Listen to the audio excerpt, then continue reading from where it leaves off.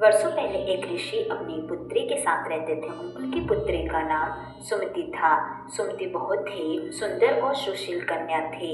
ऋषि माँ दुर्गा के बहुत बड़े भक्त थे। वो प्रतिदिन माँ दुर्गा की पूजा करते और सुमति भी उनके साथ पूजा में उपस्थित रहती थी। परंतु एक दिन सुमति अपनी सहेलियों के साथ व्यस्त हो गई, जिसके कारण वह पूजा में उपस्थित नहीं रह सकी। जब सुमति ऋषि के पास पहुंची तो ऋषि उसे देखकर बहुत ही ज्यादा क्रोधित हो गए और उन्होंने क्रोधित होकर सुमति से कहा कि आज तुमने पूजा में उपस्थित न रहकर बहुत बड़ा पाप किया है और इसका तुम्हें मैं अवश्य दंड दूंगा। मैं तुम्हारा विवाह एक कोढ़ी या दरिद्र व्यक्ति के साथ करूंगा। यह सुनकर सुमति बहुत ही ज्यादा रोने लगी और अपने पिता से कहने लगी, आपका मेरे ऊपर पूरा हक है और आपकी इच्छा, आप चाहे जहाँ पर भी विवाह कर दीजिए, परंतु वही होगा जो कि मेरे भाग्य में लिखा होगा।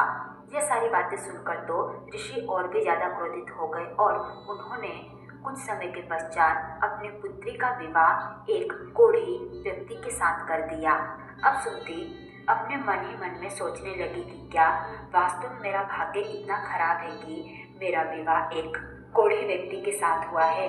और इस प्रकार से चलते चलते अब सुमति और उसके पति दोनों ही एक जंगल में पहुंच गए थे और एक जगह पर विश्राम कर रहे थे। तभी वहां पर माँ दुर्गा प्रकट हुई और उन्होंने सुमति से कहा कि तुम्हें जो भी वरदान मुझसे मांगना है तुम मांग सकती हो। मैं तुम्हारे ऊपर बहुत ही ज्यादा प्रसन्न हूँ। यह सुनते ही सुमति माँ दुर्गा से बोलने लगी कि आप कौन हैं और आप मुझ पर क्यों प्रसन्न हैं? आखिरकार मैंने ऐसा क्या कार्य किया है? फिर माँ दुर्गा बोली कि मैं देवी दुर्गा हूँ। और साथ ही माँ दुर्गा ने सुमति को यह भी बताया कि पिछले जन्म में तुम एक गरीब व्यक्ति की पत्नी थी। तुम एक पतिव्रता और अच्छी स्त्री थी, परंतु तुम्हारा पति एक चोर था। एक बार वह चोरी करते हुए पकड़ा गया, परंतु उसका सजा तुम्हारे पति के साथ साथ तुम्हें भी दिया गया। सजा के रूप में तुम्हें और तुम्हारे पति को 9 दिनों तक जेल के अंदर रखा गया। इन 9 दिनों के दौरान तुमने किसी भी प्रकार के अन्न और जल का सेवन नहीं किया। यह 9 दिन नवरात्रि के 9 दिन थे। इस प्रकार से तुमने नवरात्रि का व्रत रख लिया, इसीलिए मैं तुम्हारे ऊपर बहुत ही ज्यादा प्रसन्न हूँ। तुम्हें जो चाहिए वो तुम मांग सकती हो।